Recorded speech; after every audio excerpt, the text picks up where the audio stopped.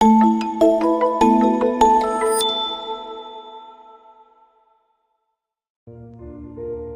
jina la Baba na la Mwana na la Roho Mtakatifu. Amina. Wapendwa katika Kristo, karibuni tutafakari pamoja juu ya pango la Noeli. Ndugu wapendwa, tukiwa tumekaribia kusherehekea sherehe ya kuzaliwa Bwana wetu Yesu Kristo, karibuni tutafakari juu ya pango la Noeli au pango la mtoto Yesu kama inavyojulikana zaidi. Moja kati ya ishara za nje zinazotumika kuonyesha kuzaliwa Mwokozi. Kanisa huweka pango lililopambwa vizuri kanisani. Pengine hatujui maana na asili ya tendo hili katika liturujia, hivyo tujifunze kwa ufupi. Pango la Noeli ni sanaa au onyesho linaloonyesha kuzaliwa kwa Yesu Kristo.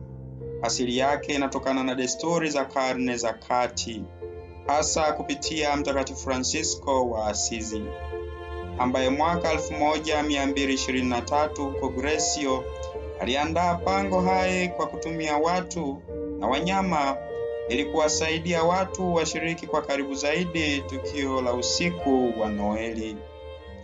Kabla ya hapo, picha na sanamu za kuzaliwa kwa Yesu zililenga zaidi ibada za liturujia kuliko uhalisia wa tukio la Bethlehemu. Francisco, aliyewahi kuhiji nchi takatifu, alitaka hata wale wasioweza kufika huko waelewe vyema mazingira ya kuzaliwa kwa Yesu. Lengo lake lilikuwa kuwakumbusha waumini unyenyekevu na ufukara wa Yesu katika kuzaliwa na maisha yake. Utamaduni huu baadaye ukaenea duniani kote. Vifuatavyo ni vitu vinavyopatikana katika pango la Noeli. 1. Mtoto Yesu. Mtoto Yesu ndani ya pango. Uwepo wake ndani ya pango unatukumbusha fumbo la umwilisho.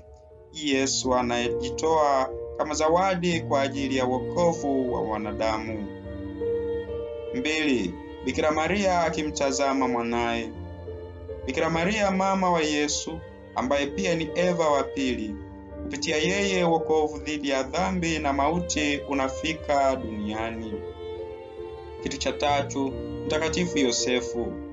Huyu mlezi na msimamizi wa familia takatifu, kutokana na busara na kupenda haki, anapewa jukumu la kuilea familia hii takatifu. 4. Malaika wanaonekana juu ya pango. Hawa ni wajumbe wa Mungu ambao wanaleta habari njema ya kuzaliwa Masiha. Kitu cha 5, wachungaji. Watu waliokuwa wanachunga wanyama kama kondoo walimtembelea Yesu akiwa pangoni baada ya kupashwa habari na malaika.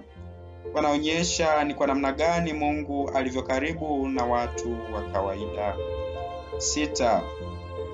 Wanyama. Wanyama wanaonekana ndani ya pango ni ng'ombe na punda. Wanaonyesha amani ambayo ipo kati yao na Muumbaji. Kitamaduni, ng'ombe anawakilisha wana wa Israeli na punda watu wa mataifa. Yesu anawaleta pamoja na kuwa kitu kimoja. 7. Nyota angavu ikiangaza juu ya pango. Imetumika kuonyesha mwongozo wa kimungu. Kupitia nyota hii, mamajusi waliweza kufika Bethlehemu. 8. Mamajusi wanatambulika kama watu wenye hekima, wenye uwezo wa kusoma nyota. Walifuata nyota ili waweze kumwabudu mtoto Yesu. Walibeba zawadi 3 ambazo ni dhahabu inayowakilisha ufalme wa Yesu, uvumba inayowakilisha umungu wa Kristo, na manemane inayowakilisha mateso na kifo chake Bwana wetu Yesu Kristo. Hitimisho. Pango la Noeli linatukumbusha na kutuonyesha namna Mungu alivyoingia katika historia ya mwanadamu kwa unyenyekevu na katika hali ya ufukara kabisa ili kuokoa watu wote. Tumombe Mungu atujalie neema ya kuwa wanyenyekevu na kuwapenda maskini. Tunawatakia sherehe njema ya Noeli. Tumsifu Yesu Kristo.